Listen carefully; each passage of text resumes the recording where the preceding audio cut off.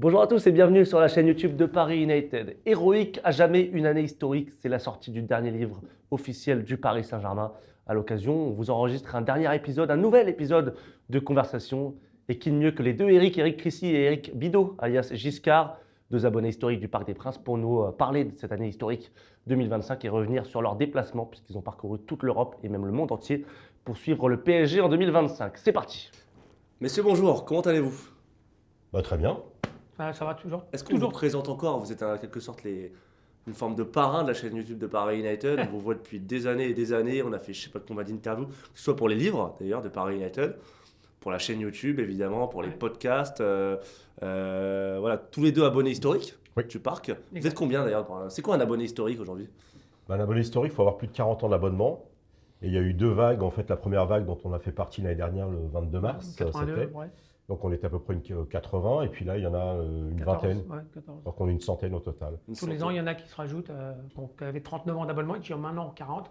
Tous les ans, ça va grandir, quoi. Ok, donc c'est quoi? Qu'est-ce qui définit un abonné historique? C'est un abonné quelqu'un qui est là au Parc des Princes depuis les années 70-80, début des années 80? 40 ans d'abonnement. On a 40 ans d'abonnement minimum. Minimum. Voilà. Ok. Donc, Et on a nous, plus que 40 on est plus vieux, quoi. Je suis à 20 ans, ça veut dire qu'il faut que j'attende 20 ans là, pour. Ouais. Voilà, Ouais. pour nous rejoindre. Et on ne peut pas faire de don d'année d'abonnement. Si Sinon, on est encore là, tu viendras avec nous. Ouais.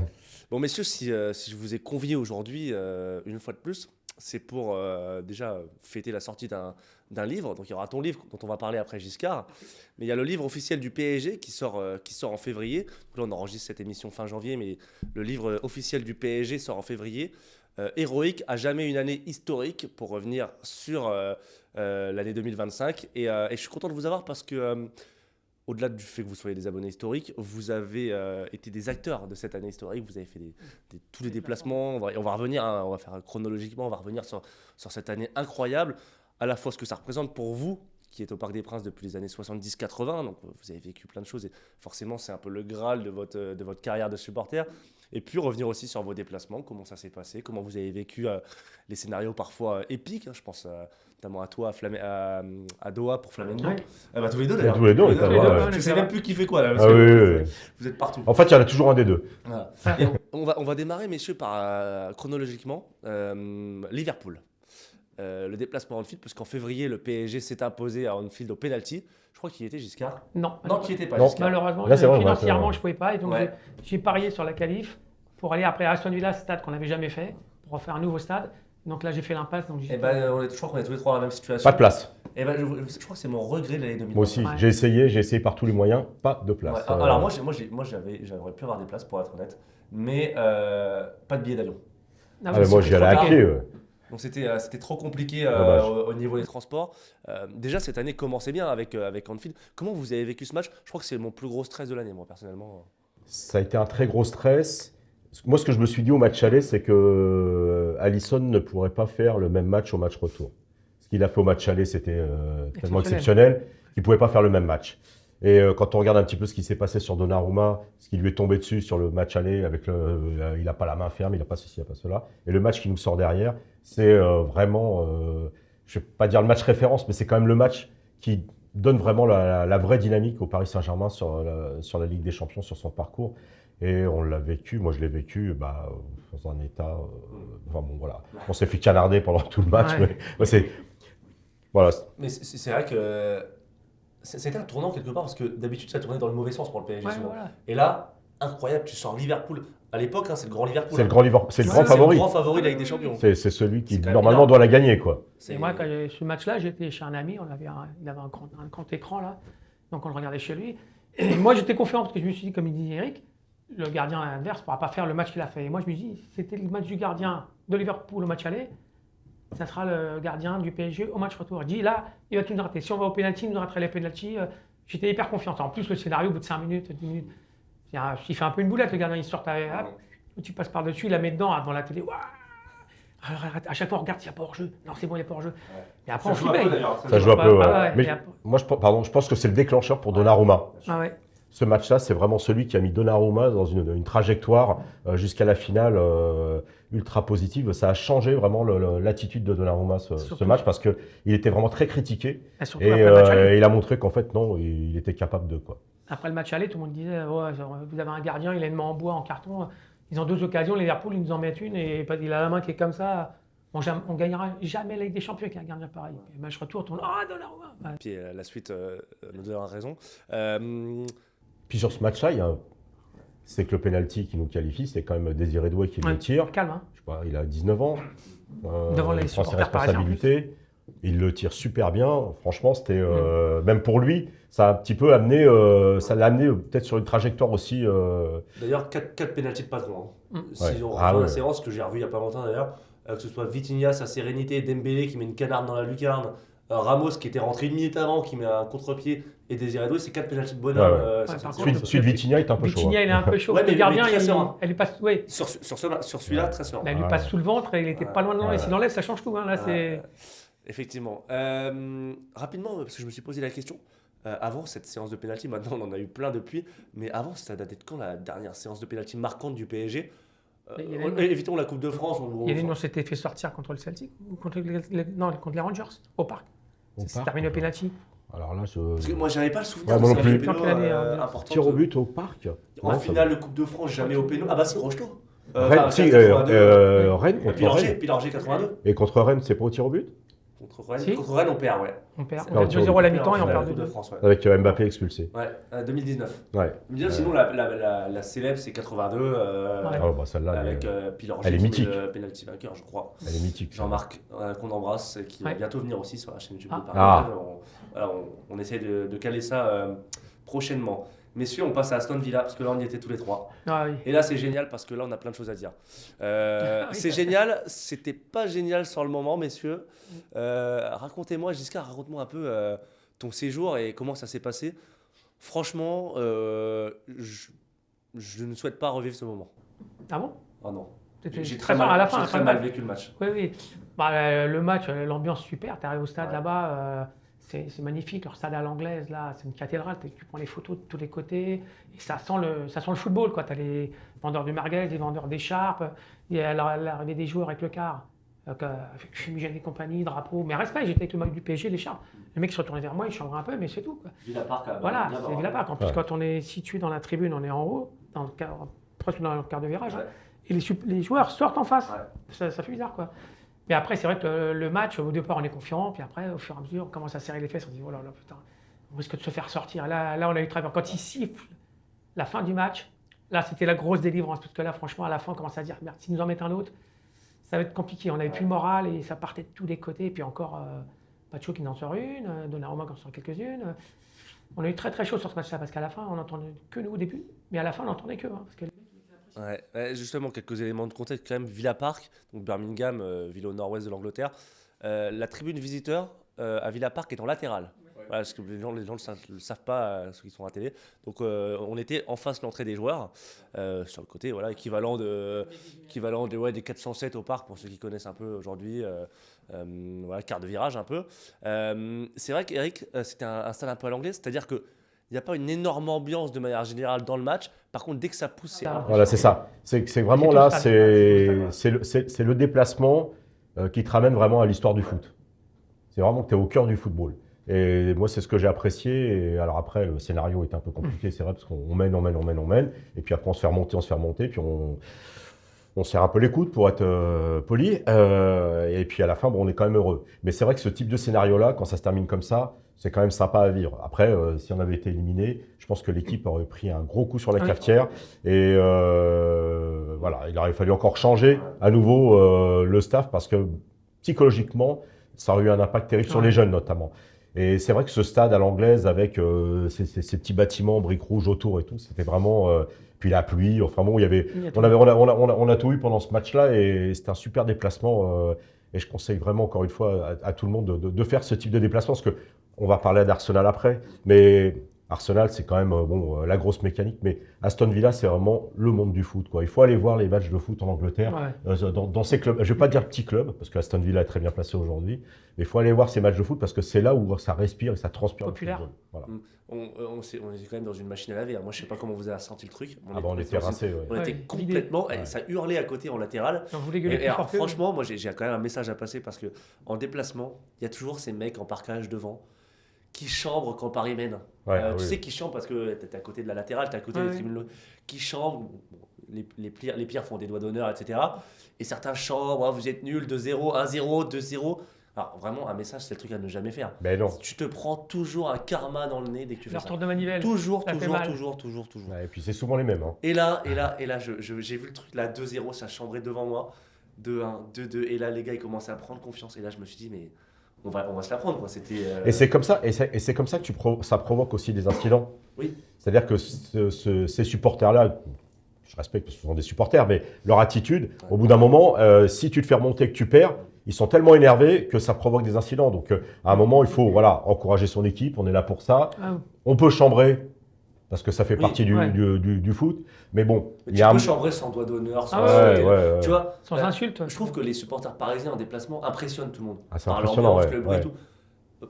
Tout le monde est là, applaudit, regarde. Moi, je regarde, les gens regardent les parquages. Va pas faire des doigts d'honneur et montrer une sale image, ça sert à rien, c'est Ah. nul. T'as Donc, plein de jeunes qui font ça. Ouais. Tu gagnes au parc contre n'importe quelle équipe. Je me suis raconté. Ouais. Bon, messieurs, à Birmingham, il n'y a pas 36 choses à faire, il n'y a pas beaucoup de bars et de restos.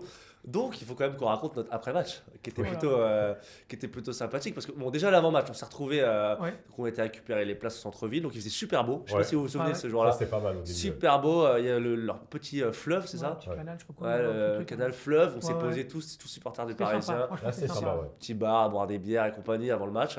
Puis après le match, on s'est retrouvés dans un bar et là, c'est parti en karaoké, il faut le dire. Ouais, ouais. C'est très Avec sympa, nos musiques. avec des supporters anglais. Avec des supporters anglais. Et puis avec C'est- nos musiques, c'est-à-dire qu'à la fin, c'était nos musiques qu'on mettait là. On choisissait Non, c'était une bonne soirée. Ouais. Et c'est vrai je pense qu'on avait un vrai besoin de de se lâcher. se lâcher, de Ah ouais, décompresser là, parce c'est que vachement. le match, on était quand même bien tendu. Ouais. On est sorti plus que soulagé. Et donc, c'est vrai qu'on s'est fait une bonne soirée après dans Birmingham. Et c'est vrai que c'est un plaisir de se retrouver aussi avec des supporters anglais qui, eux, très sportivement, Ouais. acceptent la défaite. Alors après, il y en a aussi chez les Anglais qui l'acceptent pas. Mais en attendant, nous, ceux qu'on a croisés, c'était vraiment des supporters voilà, comme on aime et comme on aimerait voir encore longtemps. Parce que quand on fait des déplacements ou quand on reçoit, bah, c'est toujours sympa de pouvoir échanger et de pouvoir participer ensemble à ce moment-là, quoi. C'est un peu le but des déplacements. C'était tellement une libération d'ailleurs que j'en profite pour embrasser Sébastien qui n'a jamais bu une goutte d'alcool de sa vie et qui a fini avec 2 rhums coca après le match. Voilà. Belle, Deux. Ouais, deux. Ouais. Deux comme ça. Demi-finale, messieurs. On y était aussi tous les trois, voilà. Comme souvent, j'ai envie de dire. Ouais. Arsenal. Alors là, franchement, belle perf. La belle perf, parce qu'Arsenal, pas grand monde va gagner là-bas. Et là, encore une fois, alors là, je me rappelle, c'était un mercredi de mai. Il faisait super beau. Ah, il faisait très très beau. Il faisait très très beau dans Londres. Super. rare. Ouais. Non, Ouais, mais moi, très sympa. je me suis dit, quand on était là-bas, il fait trop beau pour que ce soit vrai. Ouais. Il va se passer quelque chose. Bon, ce qui s'est passé, c'est qu'on a gagné. Ouais. Donc ça, c'était Et plutôt... là aussi, beaucoup de fraternité avec les supporters Oui. anglais avant le match. Ouais. Très sympa les Ouais, supporters Arsenal. Par contre, Ouais. j'ai déçu de leur tifo. Les mecs, ils ont mis juste une bâche. Ah, non, mais c'était Avec que- le canon. On va y venir, parce que l'ambiance. Tu joues une l'ambiance- tu joues une place en finale et tu as un petit drapeau avec le canon d'Arsenal. C'est tout. Non, mais l'ambiance catastrophique. Les Ah ouais, gars. franchement. C'est assez rien. teasé. Ah, C'est-à-dire qu'ils ont un très beau stade. Dans Londres et tout, ils ont un très très beau stade. Ils ont une très très belle équipe avec un Arteta qui était un petit peu sûr de lui avant le match en se disant bon, Paris va pas sortir 3 clubs anglais de suite, donc c'est nous qui allons pouvoir faire la différence.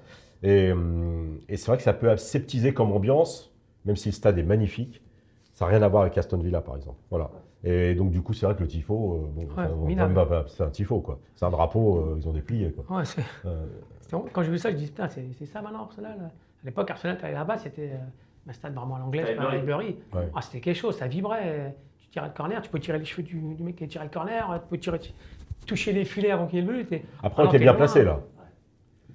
Ah, on est bien placé. On était bien placé, on n'était pas trop haut. Donc, À l'opposé du but parisien, mais bon, ça, Ouais. du moment qu'on se qualifie, ça me va. On voit la barre de Ramos en deuxième mi-temps. Ouais. On l'avait mise, mais super match du PSG. Ouais, ouais. Franchement, une maîtrise. Très gros match, Ah, très gros match. Grosse même maîtrise. Il y avait Alain Roche Il y et a eu Pastore en parquage avec nous. Ouais. Ouais. Il y a eu 15-0, c'est. Ça aurait pu être plus, hein. Ouais. Franchement. Bon, après, Le ils ont match. quelques occasions Ouais. quand même sérieuses qu'ils auraient pu aussi concrétiser. Ouais.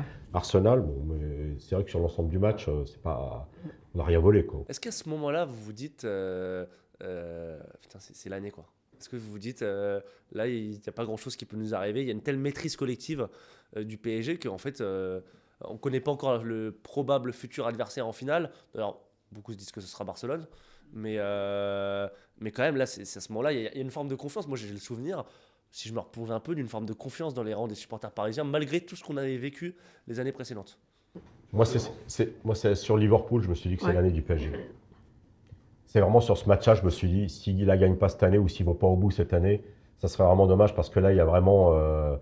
T'élimines le Ouais. gros favori qui était en tête du championnat d'Angleterre et tout, enfin, qui survolait un petit peu l'Europe. Et tu arrives à les sortir sur ce type de match-là, en plus à Anfield.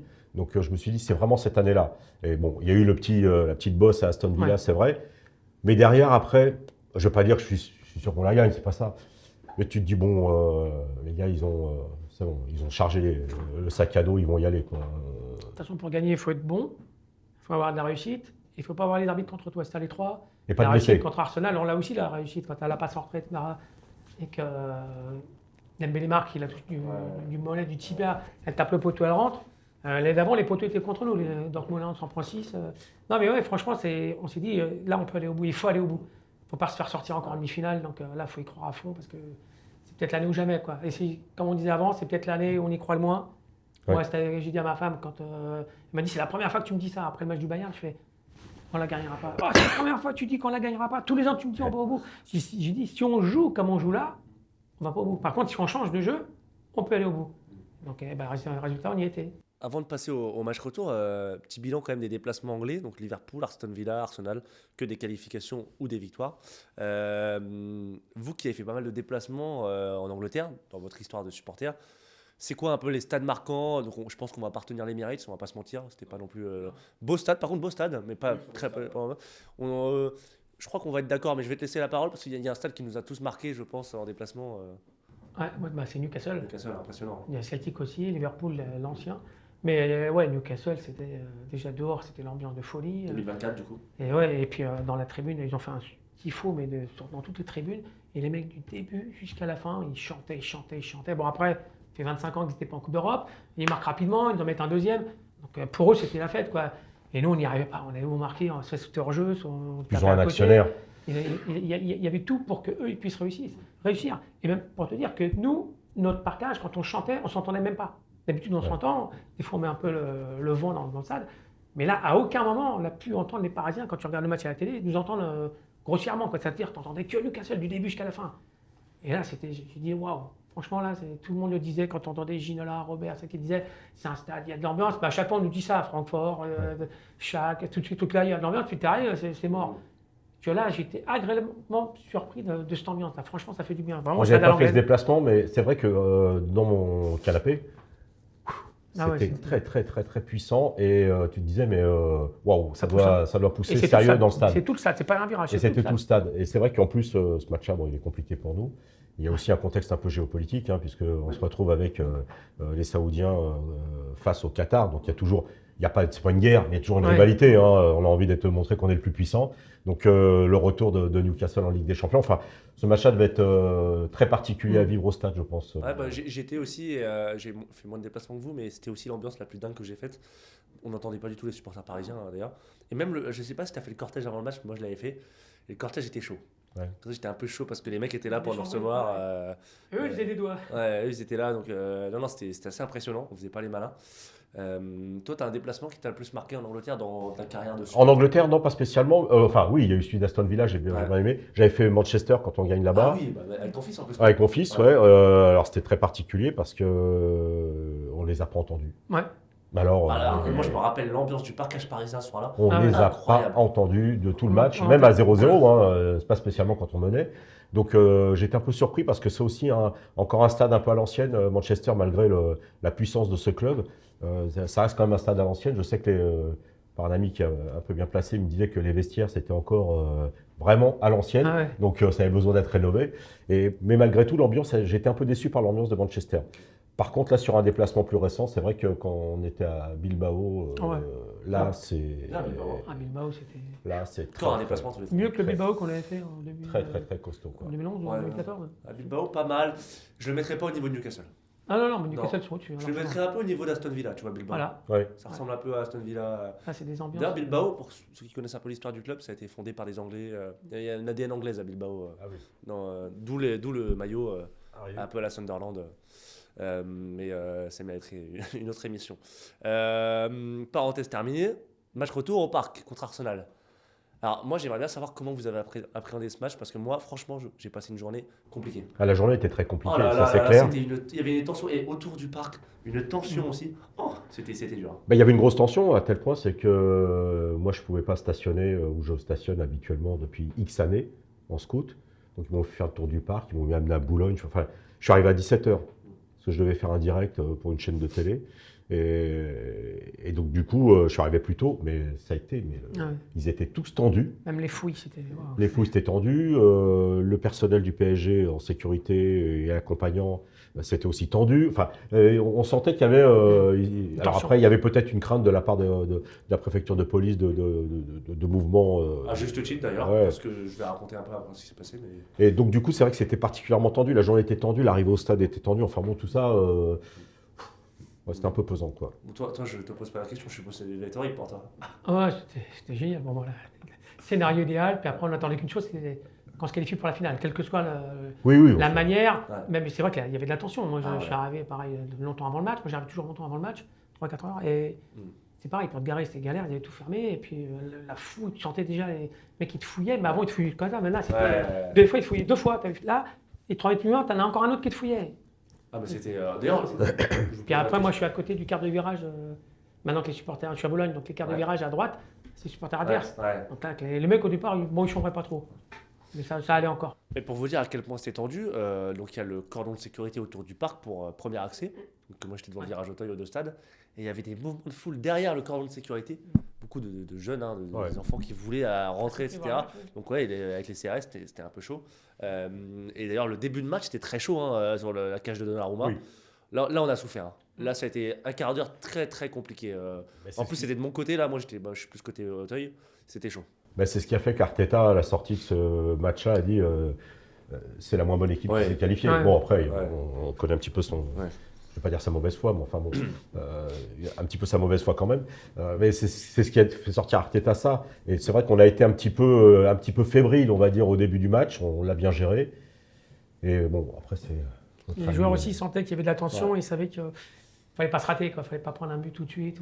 Et Dembélé n'était pas là, il est rentré en fin de match parce qu'il était blessé. C'était blessé au match aller. Et ça a joué aussi un peu sur la dimension de l'équipe, je pense. Je pense qu'on fait un peu moins peur inconsciemment.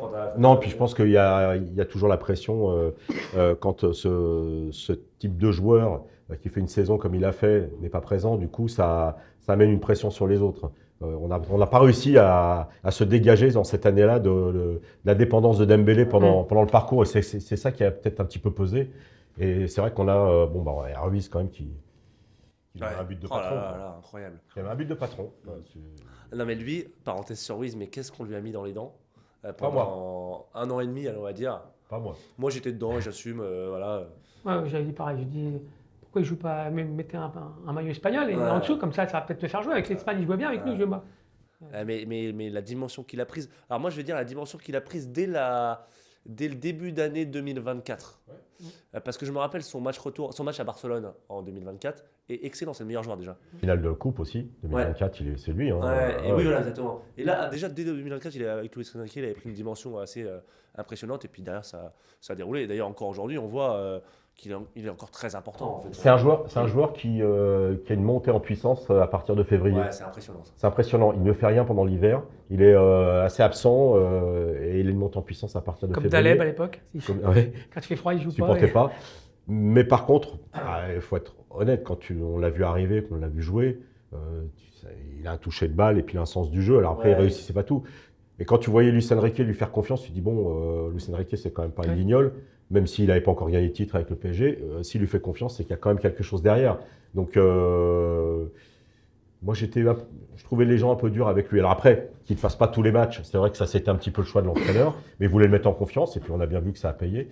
Mais c'est un joueur qui a un sens du jeu, et voilà, un ballon extraordinaire. Maravilla, Fabien Ruiz avait dit, Luis Enrique en conférence de presse. Maravilla. Paris gagne de 2-1. Bon, si on essaye de se projeter un peu historiquement, on le place comment ce match dans l'histoire des matchs au Parc des Princes ? Demi-finale retour, qui te qualifie en finale de Ligue des Champions.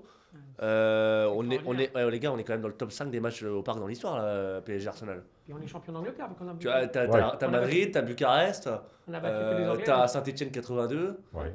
Voilà, derrière, t'es quand même là. Celui-là, il rentre dans l'histoire. Et je parle aussi de l'ambiance, hein. Oui. L'atmosphère, la folie, ouais, la dans fin le du stade, c'était match, de la folie. la fête. Enfin, c'est vrai que- Paris après le match. On a resté une demi-heure dans le stade. L'extérieur du stade. C'est-à-dire que déjà pour sortir, ça a été compliqué. Il y avait des groupes de supporters partout dans Ça Boulogne. chantait partout. Moi, je suis resté en scout, coincé au milieu des supporters avec les fumigènes et tout. Enfin bon, ça a été. J'ai dû mettre 1h30 pour rentrer ou 2h. Les gens ils cherchaient des places pour la finale déjà. Ouais, Bah, cherchaient attends, des places. c'est Ah, on va y qualifié. venir, attendez. Et je me suis même fait coincer au niveau du pont de Grenelle par des groupes de supporters qui bloquaient les carrefours. Enfin, moi, je voulais pas passer par les champs parce que je me suis dit, ça va être le carnaval, et très bien. Mais même dans Paris, il y avait des groupes de partout, ça klaxonnait de partout. Enfin, il y avait déjà une ambiance de fête. C'était vraiment très, très agréable. En plus, il faisait bon. C'était.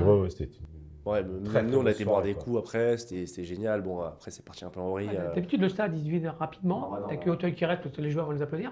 Que là, le stade est resté, Il est resté. pendant longtemps. Quoi. Ah, T'as dit, mais non, mais la finale n'est pas là. Hein. Restez pas, les gars, c'est dans un mois. Alors après, se poser la question, Ah bah attendez, d'abord la question c'est Barcelone ou Inter. c'est ça. Qui face à nous Vous auriez, alors à ce moment-là, je dis bien à ce moment-là, parce que maintenant on peut réécrire l'histoire, mais à ce moment-là, vous auriez préféré jouer Barcelone ou l'Inter?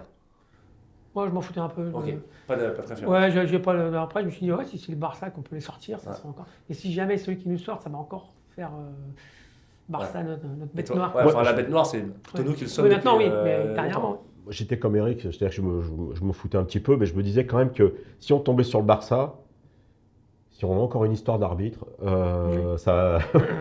donc je préférais pas le Barça à cause de ça, pas à cause du jeu, parce que l'équipe était bien lancée, mais à cause des faits de jeu.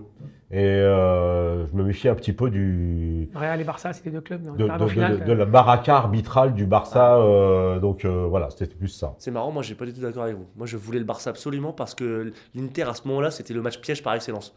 On se disait, ah, les Italiens, solides et tout, c'est tout ce qu'il ne faut pas, alors que le Barça il joue et nous on va leur mettre des vitesses à foison. Pour le jeu, c'est vrai que c'était. Et en fait, c'était plus favorable pour nous, l'Inter, on leur a Barça. roulé dessus. Mais à ce moment, moi, je me rappelle des discussions à ce moment-là. Nous, on avait fait des podcasts exprès où l'Inter, même dans les quatre, c'était la pire équipe à jouer. Quoi. On se disait, oh là là, le vice italien, ils sont un machin. Ah là, ils vont nous poser des problèmes. Sur une finale, c'est. Et voilà. Et c'est là que tu te rends compte que c'est en fait. C'est marrant l'histoire. C'est oui, et c'est pas spécialement sur le jeu que ça se joue, c'est surtout sur le mental. Ouais. Parce que je vais presque dire Paris sur ce match-là peut rencontrer presque n'importe quelle équipe. Ah, là, j'ai Vu fait comment autre ils sont rentrés dans le match, comment ils étaient Ah ouais. prêts psychologiquement, mentalement, physiquement, et cette envie qu'ils avaient de gagner, et cette liberté qu'ils avaient de jouer, parce c'était des survivants, parce que contre Manchester, si on perdait, on passait pas. Donc du coup, c'est le mental. Et c'est ça que Luis Enrique a réussi à faire, c'est-à-dire de construire une équipe qui mentalement, sur l'année 2025, a fait un parcours astronomique. Autre question que j'ai envie de vous poser, toute simple. Vague 1 ou vague 2? Vague 1. Vague 1. Alors, racontez-moi un peu cette... alors, on va dire parce que vous avez deux destins bien différents. Trois destins, j'ai envie de dire, différents à cette table. Ouais. Les places pour la finale de Ligue des Champions. Évidemment, ça a été la course. Hein. Tout le monde voulait s'arracher le fameux sésame. Nous trois, on est abonnés, donc on est quand même prioritaire. Encore qu'il y avait des abonnés vague 1, des abonnés vague 2. On était tous les trois vague 1, donc prioritaire pour avoir les places, etc. Eric, je vais commencer par toi. Toi, tu n'as pas pu aller à cette finale. Je le savais ouais. depuis Liverpool. Parce que quand on se qualifie devant Liverpool, je regarde le calendrier, je dis à mon fils, je dis, bon, Ça tombe pas bien. le 31 mai, c'est ta fête, ça va être compliqué, je ne sais pas comment on va faire. Et puis il me dit, non, bon, de toute façon, on n'est pas encore qualifié. Ouais, mais en fait aussi, on s'est qualifié. Donc oui, je peux avoir mes places sans problème. J'ai eu mes places, moi, donc j'ai fait bénéficier à d'autres supporters. Et je ne peux pas y aller. Je sais que je ne peux pas y aller. Donc c'est compliqué. C'était un déchirement où tu t'es dit, genre, j'ai autre chose à faire et ça va compenser. C'est un déchirement jusqu'à la fin de mes jours. Personnel. Alors après, c'est compensé parce que c'est des fêtes avec des amis d'enfance de plus de 50 ans, puis qu'on a fait une soirée extraordinaire. On était 50, longtemps, donc, on était 50 devant un écran géant avec des fumigènes et tout dans le sud-ouest. Donc c'était quand même. T'as regardé en direct, t'as regardé? Ah oui, bien sûr. Oui. Ah oui, voilà. Non, mais il y en a qui n'ont pas vu en direct. Ah oui. Non. Moi, la fête, c'était le vendredi. Qui a osé ne pas la regarder en direct? Ouais, je sais pas, il faut en parler. La fête, c'était le vendredi, donc le samedi, c'était la journée du PSG. Il fallait pas me parler, j'étais assez tendu. On n'arrivait pas à connecter Canal, parce que je voulais surtout pas le voir sur M6. J'avais envie de le voir sur Canal, le match, parce que Canal, les avant-matchs sont quand même beaucoup plus complets. Oui. Après, M6, Bon, c'est son boulot. M6, il y avait. Alors, je suis d'accord avec toi. Mais M6, là, ils avaient pris Ray Lewis Ouais, les anciens, et ouais. Djorkaeff. Oui, Et Comboiré. C'est comme vrai. Ça va, Mais ça va. éditorialement, Mais éditorialement, bien sûr. éditorialement, Canal, toute l'après-midi, parce que moi, j'ai laissé l'écran géant allumé à partir de 16h, je crois. Alors, bien sûr. Toute l'après-midi, il y avait des retours sur la Ligue des Champions, sur le PSG et tout, etc. Donc ça fait monter quand même pas mal la mayonnaise et la sauce. Et donc on avait décoré tout l'extérieur avec des maillots de partout. Enfin bon, et puis le premier qui avait un petit peu une idée, un petit peu de superstition, on le corrigeait, quoi. Ouais. Il y avait un jeune, un ami de mon fils qui était là avec un maillot. Et puis Raphaël me dit à chaque fois qu'il a ce maillot, on perd. Voilà. Ah, Et je lui dis, bah écoute, tu vois, Ah, il y a tous les maillots du PSG, t'en prends un et tu accroches celui-là parce que je veux. Ouais. Voilà, donc c'est un peu. Il y avait une ambiance un peu particulière. J'étais extrêmement tendu parce que j'avais qu'une envie, c'est que ça commence. Et dans mes amis d'enfance, il y en avait un qui me disait, bon, on va gagner 3-0 sans problème. Oh là là. J'ai dit, arrête. Voilà. Donc, mais après, bon. pas la poisse. Le match à 3-0 m'a dit, bah, on ouvre le champagne. J'ai dit non. Non. À 4-0, on ouvre le champagne. Non. À 5-0, on ouvre le champagne. Non. C'était au coup de sifflet final. Ouais. Donc, voilà, après, on a fait une fête jusqu'au petit matin et on reprenait la route après. Enfin bon, ça a été. Moi, j'ai reçu le mail du PSG vague 1. Alors, il fallait t'inscrire sur le site de l'UEFA avec ton téléphone. Combien de places d'ailleurs tu pouvais avoir? Ah, Deux. attends, je reçois le truc, il faut t'inscrire par ton téléphone. Et quand tu iras au stade le jour du match, il faut que ce soit le même téléphone. C'est-à-dire que tu ne peux pas relancer ta place avec quelqu'un, c'est le même téléphone. Et je reçois vague 1, j'ai le droit à 2 places. Je dis, ah bon donc j'ai fait profiter mon fils. Ah, tant mieux pour lui, mais après je trouve ça bizarre que tu as des mecs qui ont 40 ans d'abonnement, 30 ans d'abonnement, qui n'ont pas réussi à avoir 2 places. Donc ça c'est un peu délicat, quoi. Donc il fallait t'inscrire, après il fallait attendre le PSG. Alors, ta boîte mail, tu la regardes toutes les 10 secondes. T'arrêtes pas. Moi je suis en livraison, dès qu'il y a un feu rouge, t'es là. Et après dès que t'as le truc, après il faut rentrer le code. Et une fois que tu les as, t'es vraiment soulagé, quoi. Donc vous y avez été à deux? Vous y avez été tous les deux? Ouais, on était Avec à des amis? 4 en voiture. Ok. Il y avait mon pote avec son fils, et puis moi avec mon fils. Donc c'était Génial. le déplacement. Vous êtes arrivé quand à Munich? Alors on est parti le vendredi, parce que nous il y avait le jeudi était férié, il y a un truc comme ça. Ouais, Donc oui, le c'est ça. vendredi, Oui, la société, j'ai on vu. faisait le pont. Donc mon pote bossait pas ce jour-là. J'ai dit, bon, on part le vendredi. On est parti le vendredi matin, et à midi, on est arrivé à Strasbourg. On a loué un petit hôtel à Formule 1 à 50 balles, parce qu'à Munich, c'était 500-600 balles les nuits. Ouais. Donc, et d'ailleurs, à Strasbourg, tu avais plein de gens avec des maillots du PSG qui venaient de Paris. Tu voyais des plaques. Donc, on a passé l'après-midi à Strasbourg, il était super chaud. Et le lendemain, on est reparti à 7h avec des mecs d'RTL qui nous ont suivis dans la voiture jusqu'à la fin de zone. Ah oui, parce que Et, toi, il faut quand même dire que tu es interrogé, bon, vous deux déjà, mais Ouais. toi, c'est vrai qu'avec tes tatouages et tout, tu étais interrogé par tous les médias. Ouais. Puis après, t'es arrivé à Munich. À Munich, donc il y avait une fan zone, c'est ça? Ouais. Moi, je dis à mes potes, les fan zones, c'est bien, mais on va rester une demi-heure, puis après, on se barre. En fin de compte, on restait 4 heures ou 5 heures.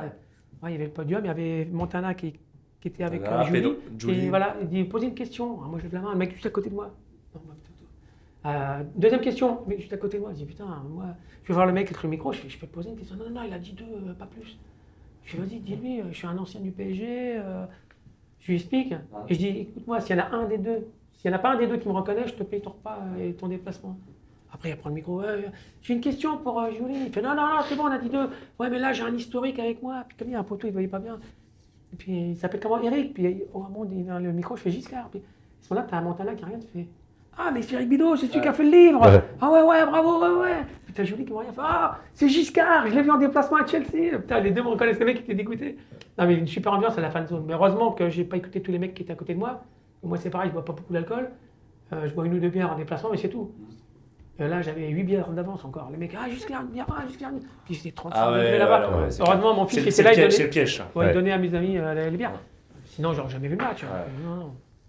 Et donc, comment ça s'est passé avant le match à Munich? Les supporters du Parisien sont rentrés assez tôt dans le stade? Ouais, moi j'aime bien rentrer assez Ouais. tôt, 2 heures, 3 heures avant. Enfin, dès que on était sur le parvis, là où il y avait un parking. Ouais. On a réussi à avoir une place dans un parking. D'ailleurs, on a eu 2 heures à sortir.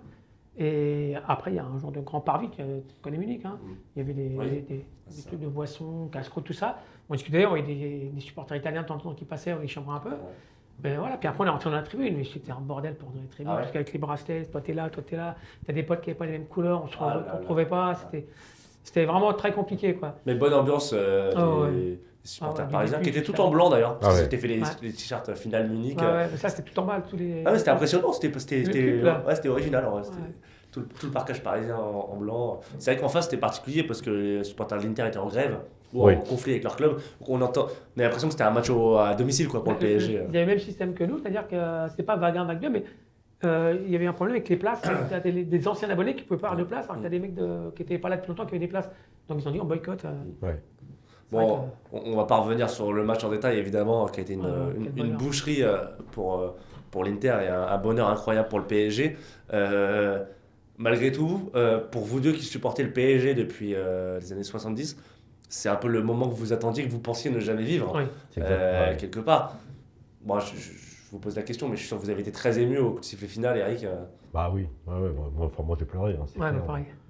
Ouais, puis quand je revois le match encore aujourd'hui, Les frissons. ouais, Que ça du s'explique bonheur. pas. Ça s'explique pas. C'est une attente. C'est même pas une attente parce qu'on se dit, tout le monde nous dit, de toute façon, depuis des années, vous la Ouais, gagnerez ouais, jamais. Voilà, Et oui, on la gagne. On la Ouais. gagne comment déjà? avec la Et manière. puis avec quel parcours? Donc sur ça, ça a calmé la planète entière, quoi. Ah, puis il y a une vague de souvenirs qui revient. Ah ouais, Tu repenses à tout. ouais. Comme dans la chanson, après tant d'années de galère, ben, nous on peut la savourer, mon pote, à côté, à la fin du match, tu vas voir les jeunes, des gamins de 10, 12, 14 ans. Hey, les enfants, faut profiter. Je dis, mais ça sert à rien de leur dire ça. Je dis, pourquoi? C'est des gamins, ils sont nés quand il y a eu le Qatar. Donc ils ont tout connu. Le titre champion tous les ans, Coupe de France tous les ans, Coupe de la Ligue, maintenant il n'y est plus. Et la Coupe d'Europe, tu vas au quart ou en demi-finale. Donc pour eux, la gagner, c'est normal. Ils n'ont pas subi ce que nous on a subi, les Barcelone, les Juventus, toutes les désillusions qu'on a eues depuis des années. Donc nous, on la savoure même encore maintenant. Moi, je suis encore champion d'Europe. Moi, tout le monde Ah dit bah que. oui, oui, Mais oui. pour vous, c'est quand même exceptionnel parce que là, je te rejoins complètement. C'est pas pareil de la gagner quand t'as 18 ans Ah ou ouais. quand Non. t'as 60 ans. Non. Ah, là, Et Alors après, il y a peut-être une petite variante, je sais pas pour toi Eric, mais moi je pense que à la maison, mon fils il a tellement subi aussi, Ouais. petit, bien sûr. subi et profité aussi de Son ma rage. passion pour le PSG, que du coup il a peut-être aussi vécu différemment. Mais un supporter qui arrive avec le Qatar et Ah oui, qui, qui a tout vu. et qui voit tout gagner, bon bah c'est assez logique. Ouais, mais ton fils, il a aussi subi les humiliations. Ah bah oui, La parce qu'on a fait remontada, Manchester, on a fait l'aller-retour ensemble Ouais. Manchester. Je l'ai vu pleurer au retour comme il n'a jamais pleuré. Mais la passion qu'on a pour ce club, elle s'explique pas.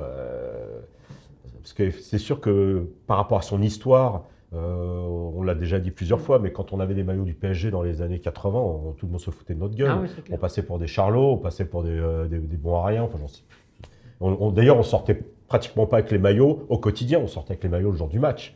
Aujourd'hui, tout le monde a un maillot de Paris, pratiquement, hommes, femmes, enfants, parents, grands-parents. Dans Donc tous les c'est pays, assez- hein, donc, ouais. t'as du PSG. et cette passion-là fait que on savoure cette victoire vraiment d'une manière éternelle. C'est pas savourer l'instant en fait. Oui. Ouais, Vous c'est- sentez quelque chose qui a changé, une Ah forme bah, de respect maintenant. Le PSG, voilà, c'est le PSG maintenant. Alors. C'est non seulement une équipe qui a été championne d'Europe, mais qui a été championne d'Europe de cette manière, en impressionnant tout le monde. Enfin, je trouve qu'aujourd'hui, il y a quand même une forme de. On est regardé différemment, je trouve. Bah, le statut Ouais, a J'ai changé. des amis, moi, qui savent, qui connaissent ma passion pour le football, pour le PSG, qui, eux, ils connaissaient rien au football. Des fois, je leur explique, oh, je connais rien, ça m'intéresse pas de regarder un match. Et leur fils est supporter du PSG. Donc, il regardait les matchs. Il dit, je me suis assis à un moment donné pour voir avec lui. Et il dit, j'ai commencé à comprendre ce que tu devais sentir, parce que moi, je connais rien au foot. Et il dit, mais ça joue super bien. En plus, c'est vrai, quand je jouais super bien. Il dit, eh ben, je crois que c'est à partir avant les quarts de finale qu'il a regardé.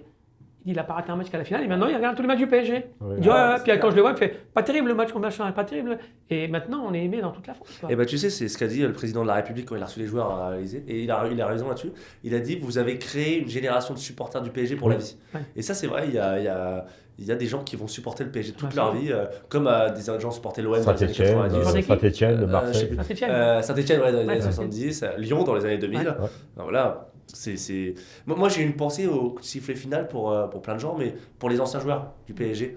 J'ai pensé à tous ceux qui ont œuvré et qui n'ont pas réussi à Ah aller au ouais. bout, à Cavani, à Thiago Silva. L'équipe de 95. L'équipe de 95, exactement. Même si certains étaient là en 96 et ont pu soulever la Coupe des Oui, Coupes. mais Mais c'est pas pareil. C'est pas pareil. Pareil, voilà. Ouais. Mais plus récemment, tu vois, des mecs quand même qui ont beaucoup souffert et donné. Ouais. J'ai même pensé à un mec comme Neymar, tu vois. Ouais. Un mec comme Neymar qui aurait dû être là presque Ouais. s'il n'avait pas fait n'importe quoi. J'ai Bon, pensé- Mbappé, j'ai pas pensé à lui. Non, C'est non, marrant, mais lui, il me procure Moi, je rien. pensais Bah, à beaucoup de joueurs, mais Non, mais j'ai pensé c'était. aussi à beaucoup d'anciens supporters D'anciens supporters, Bah évidemment, oui. qui moi sont aussi. partis avant Bah et oui. qui n'ont pas pu voir Eh le ben, on a tous bonheur de pensé à voir ça. James, on a tous pensé à Momo, Bah on a oui, tous il y en a pensé plein, à... hein. Et puis tous ceux que vous avez connus, vous aussi. Ah, Et, notre Eric aussi, président c'est Borelli. Évidemment, Ouais, Francis Borelli. Borelli. Ouais. Voilà. Je pense que tous ceux qui ont mis des petites pierres comme ça pour Ouais, construire ouais, ce ouais, club Belmondo et doivent, compagnie, ou les- Charles Bietri ou Deniso, toutes ces personnalités-là qui sont des passionnés de foot, voilà, c'est aussi quelque part, je ne vais pas dire leur victoire, mais c'est une partie de. Ils ont œuvré, Ils hein. ont œuvré pour Ouais, ça puis aussi. j'ai pensé Quoi. à cette interview d'Unai Emery qui dit un jour ça va tourner pour le Oui. PSG, un jour ce sera pour Un eux. jour, ça sera pour eux, c'est bien. Et en fait, il y a plein de choses qui reviennent, mais c'est la grande famille du PSG qui était unie. Ouais. On l'a vu, avec, je vous ai parlé d'M6 qui avait pris Luis, j'ai pensé à Luis, évidemment, comment ne pas penser à Luis Fernandez, l'enfant du club. Il y avait tout le monde qui était là. Les anciens, les jeunes, C'est bien, ça. c'était impressionnant, ça a vraiment fédéré toute la famille PSG. Vous avez fêté comment? Toi, je crois que tu étais au parc le lendemain, non? Ah ouais, bah, on a remonté vite fait, nous. Ouais. Bah, on était en voiture et il y avait des potes qui étaient en camionnette. Et on était dans le même hôtel. Au retour, on était à 150 km de Munich, parce que c'était encore moins cher, et on repartait le lendemain. Et moi, mon pote, il me fait ouais, moi, je vais me coucher. Demain, on part vers les 10h, 10h30. Je fais quoi? 10h30? Mais non, mais il y a le truc au parc. Et lui, il voulait pas y aller. Son fils, il était abonné, donc il était avec moi. Mon fils n'était pas abonné, il pouvait pas y aller. Donc, voilà, ils sont rentrés. Et il dit ce qu'on va faire. Demain, 8h, on se lève, on prend le petit-déj et on part. Moi, je conduirai, si tu veux, tout le trajet. Bon, ça va qu'en Allemagne, c'est pas limité. Et certains endroits, c'est pas limité. Donc là, on a bombardé. Après, quand c'est limité, par contre, moi, je voulais être absolument au parc pour faire la fête, quoi. Mais quand tu voyais, c'était bouché après, accident. Donc, bouché. Et tu arrives à la porte de Bercy et sur Waze, ils te mettent 1h30 pour aller au Parc des Princes. Oh, ils disent, hey, laisse-moi là avec ton fils, on prend le métro. On a pris le métro et en fin de compte, ils avaient fermé des stations. Ouais. Donc, ce qui fait qu'on passait dire, et on arrivait au stade et déjà, tu voyais l'ambiance. Et tu voyais vers la station Total, là, il y avait déjà 2 voitures qui étaient éteintes, qui étaient brûlées la veille. Ils avaient dû cramer des bagnoles la veille. Et tu sentais qu'il y avait de l'électricité parce que tout le monde voulait rentrer, quoi. On a fait faire tout un tour par la Boulogne, par d'autre côté, pour rentrer par là, pour être fouillé. Et l'ambiance dans le parc est phénoménale. Mais... C'était que des supporters. Ouais. Et les 50 000, c'était 50 000 mecs qui venaient. Et quand ils chantent, qui ne se fait pas, t'as tout le stade. C'est impressionnant. Tout le stade. Et j'avais jamais vu ça de ma vie. Ouais. C'est la première fois de ma vie que je vois ça. Mais il y a un pote qui était là, qui me dit, hier c'était pareil, la finale c'était. La finale, c'était pareil. Ça, franchement, bon, personne ne l'a vécu ici, mais la finale au parc, Ça devait être quelque chose. ça devait être exceptionnel. Bah oui. Ah là là, c'est un truc, tu vois, j'aurais aimé le vivre. Ah oui, j'aurais dû faire les deux. Ouais, On peut pas, mais faire les deux, ça aurait été. Moi, j'en ai fait bénéficier un pote. des personnes qui ont envie d'y moi aller, aussi, quoi. aussi. Bon, ça c'était. Mais sur le retour, sur la soirée au parc, moi je suis sur la route, on se couche au petit matin quand même, le jour de la finale. On a 700 bornes à faire aussi. Ouais. Bon, sur la route, je me dis, bon, à quelle heure on va arriver? Bon, c'est compliqué. Donc sur la route, je redonne mes places à d'autres personnes et puis je regarde cette célébration sur l'ordi, sur la route, parce que je conduisais Je pas. crois que je vais me la refaire à la télé bientôt d'ailleurs. Ça fait longtemps. Ouais, c'était Je bien. me refais la finale, mais jamais la célébration. Ouais, c'est fait. Moi, j'ai revu tous les reportages après. Tous les reportages qu'ils ont fait, c'est. Mais c'est Ça a vrai, des que maintenant, frissons, c'est vrai que maintenant, on peut se dire si le PSG veut changer de stade, ce qu'on ne souhaite pas du tout, au moins ils auront gagné les Oui, champions au moins, ils auront réussi au ça. parc. Chez nous. Elle sera venue au parc. D'ailleurs, on Et, l'attendait. et ça, c'est important. Eh ben, merci de me faire une passe D. Tiens, le tatouage. Et ben voilà. Voilà. Je peux le montrer à la caméra. Effectivement, magnifique. Voilà. Alors celui-là, tu l'attendais. Hein. Oh là là là là. Du coup, le lendemain, c'est ça? J'avais le modèle Ouais. sur mon téléphone depuis 10 ans. Et en mois d'août, mes potes en vacances, ouais, tu l'as toujours. Tu la feras jamais. Je dis si, je la ferai. Puis je dis putain, je suis pas superstitieux. Mais je dis ça, peut-être que ça me porte la poisse. J'ai viré le modèle de mon téléphone et cette année-là, on l'a gagné. Ma femme me dit putain, si t'avais su, tu l'aurais fait. Ouais, donc le dimanche, la célébration. Le lundi, quand je finis mes livraisons, je vais directement à Saint-Germain-en-Laye. Et heureusement, avant, je regarde sur le site, fermé le lundi. Je fais merde. J'y vais le mardi. Je vais chez Dimitri à Saint-Germain. Il me connaît, le gars. Et puis, il y a 2 petits jeunes qui étaient là, peut-être en stage, je sais pas quoi. Il fait oui, vous voulez un renseignement, vous voulez un modèle? Ah, je fais non, moi, je veux juste une date rapide, hyper rapide. J'ai le modèle, j'ai tout. Il faut une date rapide. Aujourd'hui, demain, après-demain. Et puis, c'est la Ligue des Champions. Et puis, à ce moment-là, tu as un paravent et Dimitri est en train de tatouer quelqu'un, mais je sais pas qu'il était là. Je voyais juste les jambes de la personne. Il devait tatouer le bras. Puis, j'entends des roulettes. Puis il arrive avec son masque, avec son truc. Oh Giscard, j'étais sûr que t'allais venir, j'étais sûr. Donc voilà, j'ai pris rendez-vous le jeudi. Mais pas avant, j'ai pris le jeudi. Et ce jour-là, on était 3 à se faire un tatouage. Il y en a un qui faisait le logo du PSG avec l'étoile. Moi, je ne suis pas très pour l'étoile, parce que l'étoile, tout le monde sait que l'étoile, c'est 10 titres de champion, c'est pas une Coupe d'Europe. Il y a qu'un club qui l'a mis, mais bon. Lequel? C'est pas un club. Je sais pas, c'est en bas, les sardines, là. Mais alors, j'étais fier. Et puis d'ailleurs, le gars, il y avait un gars d'ici Paris qui a fait un reportage là sur Instagram pour ce tatouage-là. Oui, j'ai vu. Il m'avait dit, le jour où tu la gagnes, tu me dis, voilà. Et je l'appelle le mardi soir, je fais, écoute, je me fais tatouer jeudi. Ah, déjà? Ouais, mais. Je me dis, le jour de la finale, on l'a gagné là. Je dis, ouais, d'accord. Bon, ben, je vais me débrouiller. Il a annulé un autre rendez-vous. Puis il m'a filmé. Et ils ont fait plus d'1,5 million les vues, quoi. Ouais. Non, quand il faisait le tatouage. Je voulais pas regarder. C'est comme ça, il regardait. Après, quand je regardais dans la glace. T'aurais dû regarder, parce que s'il te fait la Coupe de France à la place. Là, il est mort, là. Là, il est mort. Et t'en as fait un livre aussi? Oui, de Sofia à Munich? À la fin de zone. Déjà, ma femme m'avait dit avant la finale. Pourquoi tu fais un deuxième livre, vu que tes potes ils disent tous, ils ont bien aimé le premier, fais un deuxième. Je sais qu'est-ce que je vais raconter. Elle me dit, fais pas la Coupe d'Europe. Je dis d'accord, mais l'année on la gagne. Je fais un truc du début jusqu'à la fin. Mais l'année on la gagne. Alors après, quand à la fin de zone, j'ai dit ça à mes potes. Le téléphone n'arrêtait pas de sonner, de vibrer. T'es obligé maintenant, t'es obligé. Alors, dès que je suis rentré après le tatouage, j'ai passé mes vacances juin, juillet, août à faire à écrire. C'est pour ça qu'à un moment donné, j'ai relu plusieurs fois, à un moment donné, ils se sont trompés de ligne, mais bon, après, c'est une petite coquille. Mais je voulais qu'ils sortent avant Noël, quoi. Et donc, j'ai fait le livre, Paris gagnant, avec les PSG en rouge et bleu, et puis de Sofia à Munich. Mais j'aurais dû marquer les années, parce que les gens, il y en a qui ne connaissent pas de Sofia. Pourquoi Sofia? On n'a pas joué contre Sofia cette année. Il y en a qui ne comprennent pas. Un bon souvenir, un souvenir matériel aussi que tu garderas toujours. Et ça, c'est important, c'est l'avantage des livres. C'est quelque chose Pierre me l'avait demandé dans une émission, ça te fait quoi de faire des livres? Il me dit, d'abord, je suis fier. Et mon plus grand regret pour le premier, c'est que mes parents étaient décédés entre-temps, donc ils n'ont pas vu. Ma soeur est décédée avant le deuxième. Donc à chaque fois que je fais un livre, c'est pas bon signe, quoi. Donc je dis à ma femme, fais gaffe, je vais peut-être en faire un troisième. Et donc ça s'est passé comme ça.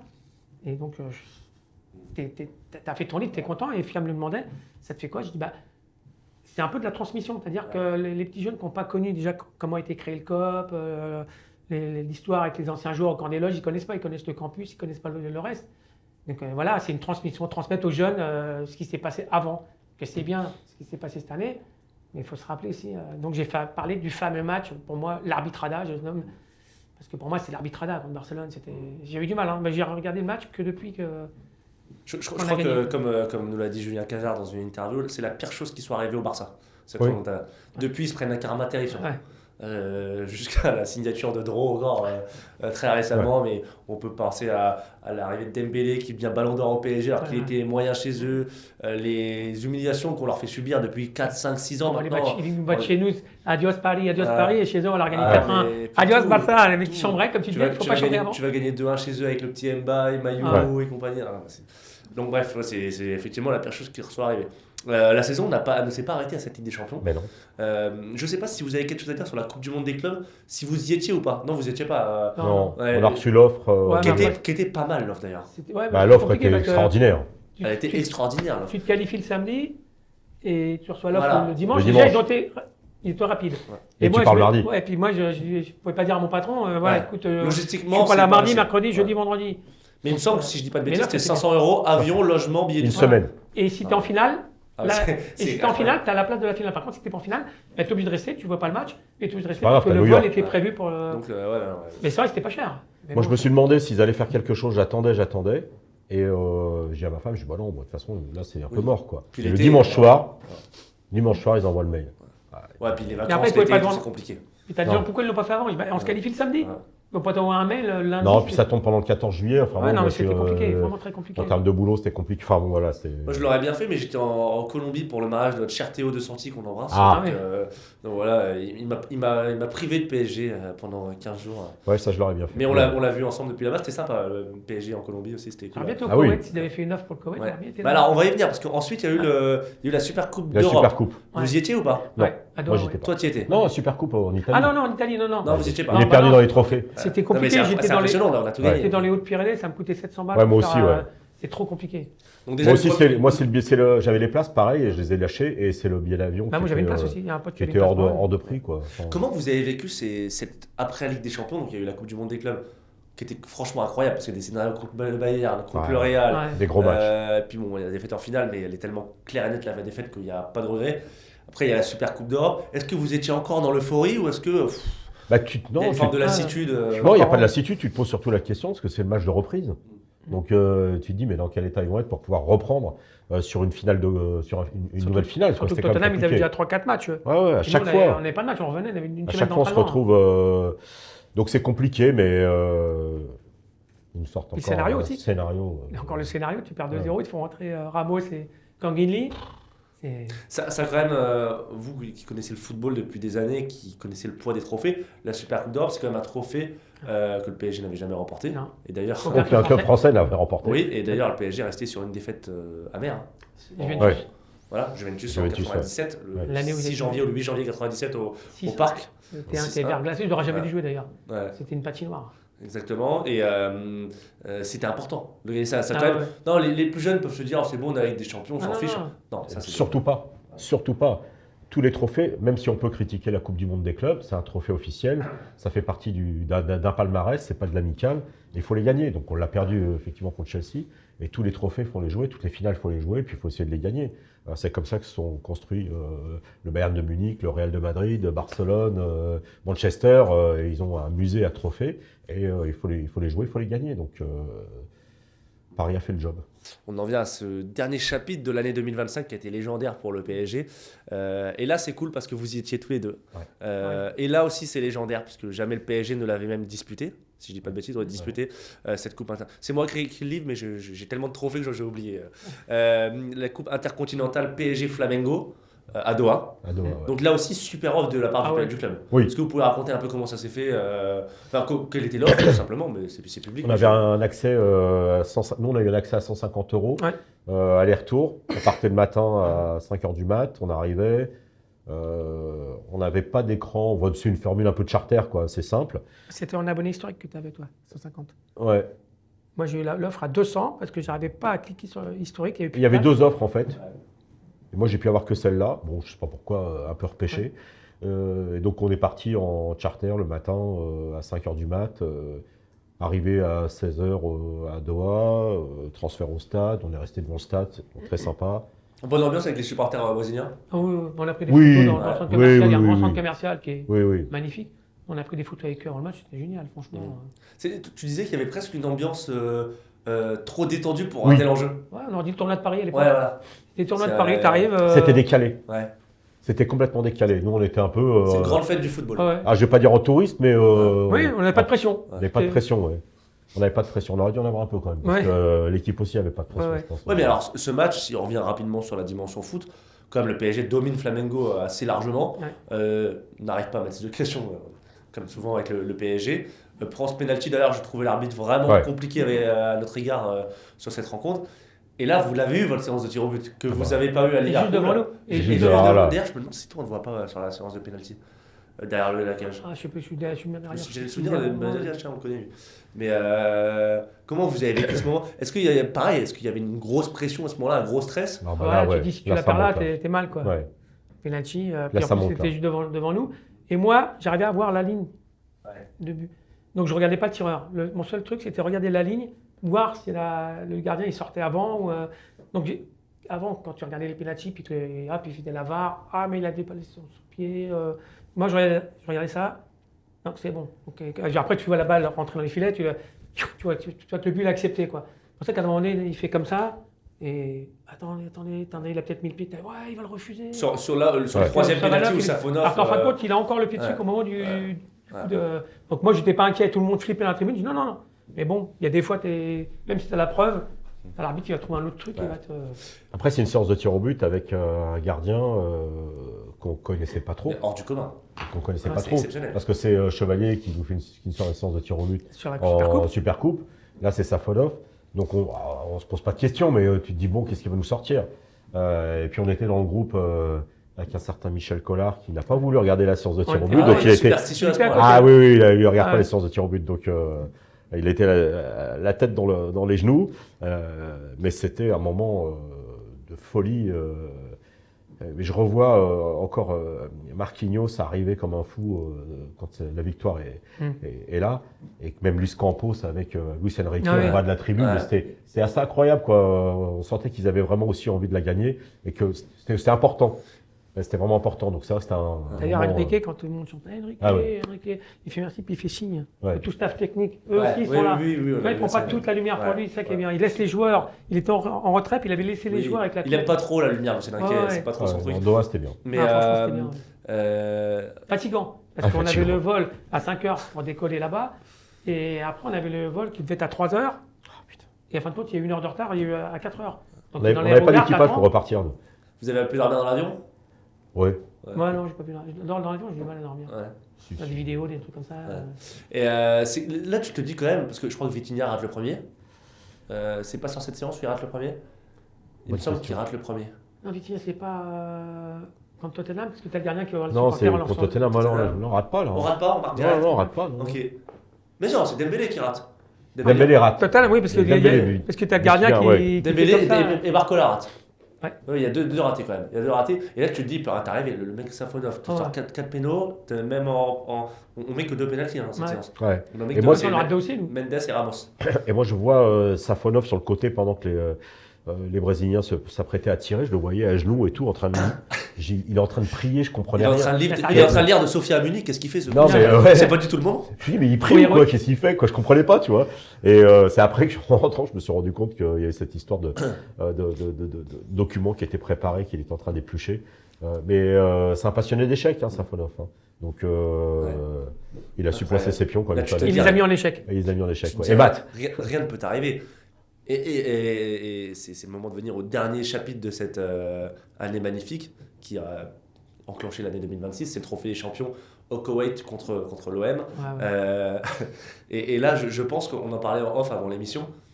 Je pense qu'entre gagner 5-0 et gagner avec ce scénario-là, on aura choisi ce scénario-là. Nous, on était à l'émission. Oui, racontez, vous étiez chez France Bleu, chez Pierre. Nous, on a fait le match en direct. À Radio Paris de France, là. Et le problème, c'est que quand Salomon commente le match, il y a un décalage de 10-15 secondes. Donc le but, tu l'as d'abord à la radio avant de l'avoir à la télé. Donc c'est chiant parce que quand tu vois par exemple un joueur du PSG qui passe les 18 mètres, tu n'as pas entendu Salomon dire il y a but. Donc voilà. C'est pour ça quand à un moment donné à la fin, tu as. Comment il s'appelle l'attaquant de Marseille là, qui marque? Non, qui part sur l'aile. Aubameyang. Oui, il part, il n'est pas arrivé encore à 18 mètres. Que tu as Salomon qui fait contre-attaque du PSG. Déjà, je me dis, bon, déjà, il ne marque pas. Contre-attaque avec Barcola, Ramos. Et nous, on est là, vite l'image qu'on voit s'il est hors jeu ou pas, parce qu'on ne sait pas. Mais après, la radio, c'est quand même très particulier et c'est passionnant. C'est passionnant parce que tu as que le son et donc tu te fais tes images. Sur les pénaltys d'ailleurs. Sur les pénaltys, au moment où on a l'image. Oh non, mais c'est horrible. Les pénaltys, c'est que le son. C'est que le son. Quand tu vas à la télé, quand tu vois le premier pénalty, c'est déjà le deuxième. Ah, c'est horrible. Donc, mais après, il faut avoir un mécanisme. Voilà, il faut avoir un mécanisme. Où tu te dis, c'est-à-dire qu'en fait, ce que tu vois, c'est le ralenti, quoi, presque. Donc c'est plutôt bien. Oui. Et ça aussi, cet avantage-là, ça te permet de commenter aussi quelque chose que tu as entendu et que tu vois un petit peu et que tu peux analyser rapidement. Donc c'est un exercice pour les professionnels. Quand Salomon but, Chevalier, encore là. On va pas se mentir, ça aurait fait tâche de perdre contre Marseille. On n'était pas bien dans le studio à 2-1. Et puis c'est presque mérité en plus. Et puis c'est mérité. Et Paris ne joue pas. Il n'y a pas d'occasion. Ils sont pas devant. Ils n'ont pas le ballon. Tu te dis c'est plié quoi. Il doit se dire parce que bon, de toute façon à la dernière seconde on marquera. Oui, ça s'est arrivé, mais moi jusqu'au jour où ça marche plus quoi. Et comme je disais sur le plateau, je voulais remercier un gars, c'était l'arbitre. Mais pourquoi tu veux remercier l'arbitre? Parce que s'il ne fait pas le pénalty bidon, parce qu'il est vraiment bidon, ils ne refont pas 1-1, ils ne gagnent pas 2-1, on ne fait pas 2-2, on ne gagne pas au pénalty. Donc grâce à ça, on a eu un super scénario. Sinon, on aurait gagné 1-0, match pourri. Et puis c'est mieux, comme tu disais, que de gagner 6-0. Si tu gagnes 6-0 au championnat, ok. Mais là, les mecs, ils étaient déjà en train de faire la fête avec leur coupe déjà. On est champion. Et là, paf, tu leur plantes un deuxième but. Alors là, ça m'a rappelé un peu le France-Italie de 2000, où les Italiens, à 5 minutes avant, commencent à fêter, etc. Et non, en fait, les mecs, vous allez remballer le champagne, c'est pour nous. Donc, comme quoi, il faut toujours attendre la fin du coup de sifflet final. Et ça, c'est quelque chose que Luis Enrique a mis dans la tête des joueurs et du groupe. Et c'est super important. C'est-à-dire que tu joues jusqu'au bout, quoi qu'il en soit. Même si tu perds 4-0, tu vas au bout. Tu dois marquer un but, tu vas marquer 2 buts, t'en sais rien. Mais tu vas au bout. Et ça, il ne faut surtout pas que Paris perde ça. Parce que je pense que c'est fondamental pour pouvoir aborder les matchs et psychologiquement surtout de se dire c'est jamais perdu, quoi. Voilà. C'est le moment de clôturer cette émission, messieurs. Ça fait 1 heure qu'on discute de cette année 2025. Est-ce que cette année 2025, quelque part, en tant que fanatico du PSG, a changé vos vies? Est-ce qu'on peut dire qu'elle a fait basculer vos vies? C'était un peu votre rêve de toujours qui est arrivé et qui a... Voilà, ça y est, c'est fait. Honnêtement, on se dit toujours, comme disait Thierry Roland, est-ce qu'on va voir ça de notre vivant? Donc oui, c'est fait. Alors ça change bien sûr notre vie, de passionnés du PSG, c'est clair. Et puis ça change aussi le regard des autres. C'est vrai que, alors même si on s'en fout un petit peu, mais mine de rien, il y a une autre approche. Quand à l'extérieur, ceux qui aiment le foot ou qui n'aiment pas le foot, comme disait Eric tout à l'heure, nous parlent du PSG, c'est complètement différent. Donc c'est assez agréable aussi qu'il y ait cette reconnaissance-là après tant d'années de galères et de combats de la part déjà des supporters, mais aussi de ceux qui ne sont pas supporters du PSG. Ouais, c'est un soulagement. Tu vis plus pareil, quoi. Maintenant, tu vas au stade, le mec il dit ça va, tu dis ouais, champion d'Europe. Puis là, tu es sûr d'être en un an, peut-être 2. Si non, mais c'est un acquis. Mais ouais, on peut pas t'enlever. Tu l'as eu. C'est ce qu'on attendait depuis des années. Tous les clubs se foutaient de notre gueule sur les réseaux sociaux, les machins. Ouais, vous l'aurez jamais après Dortmund. Ah, même contre Dortmund, vous n'y arrivez pas. Pourtant, vous avez Mbappé. Et puis tout le monde avait dit, après le départ d'Mbappé, vous allez couler, il n'y a plus rien. Sans lui, vous ne gagnez pas.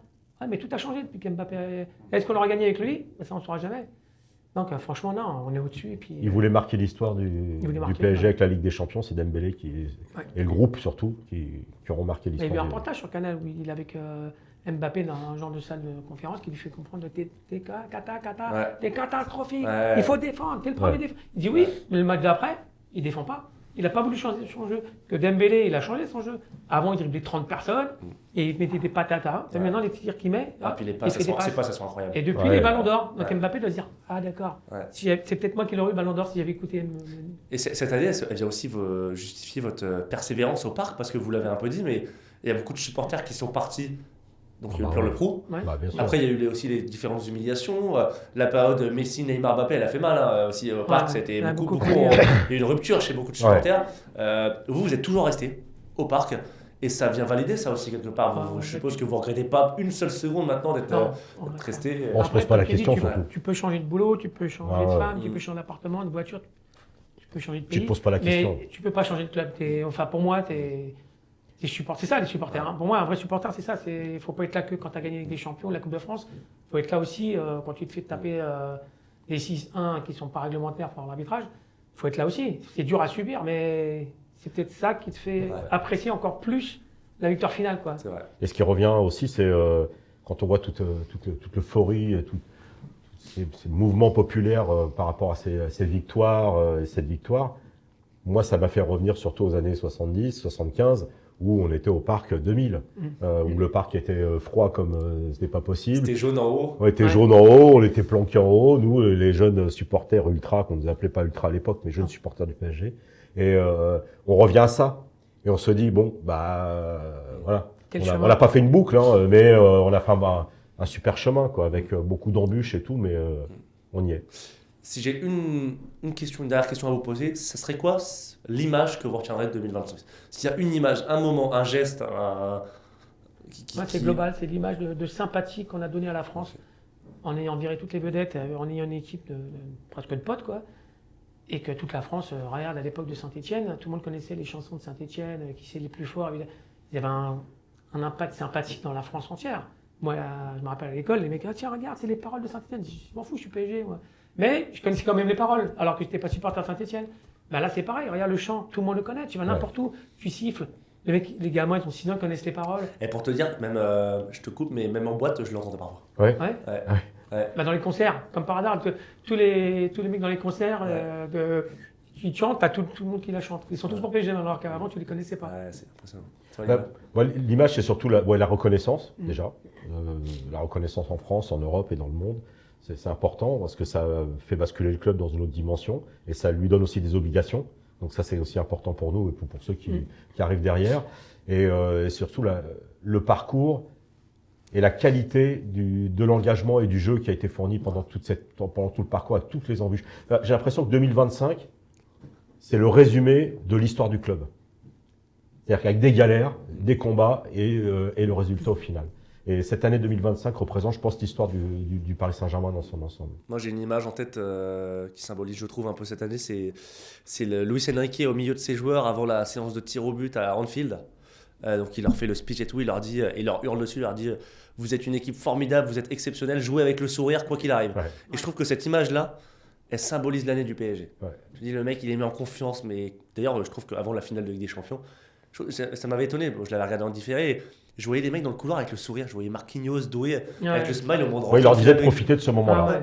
Et en fait, il a réussi à installer un climat de confiance générale et de certitude, à créer des certitudes chez ses joueurs, qui fait qu'on a gagné la séance à Liverpool. Et après, ça explique aussi pourquoi en 2017, sur l'épisode de la remontada, le FC Barcelone était aussi préparé, même s'ils ont été extrêmement avantagés par l'arbitrage. Ouais. Ils étaient préparés aussi à se lâcher complètement. Ouais. Voilà. Donc j'espère qu'il y aura une statue de Luis Enrique dans le Parc des Princes. Il le mérite. Hein. Ouais. Oui, c'est obligatoire. Il le mérite. C'est obligatoire. Héroïque à jamais une année historique. On vous met le lien dans la description, évidemment. On vous mettra aussi le lien du livre d'Éric Bidot, Giscard, de Sofia à Munich. Merci, messieurs, d'avoir été avec nous. On a dépassé un peu l'heure d'émission, mais comme d'habitude, il y avait des choses à dire.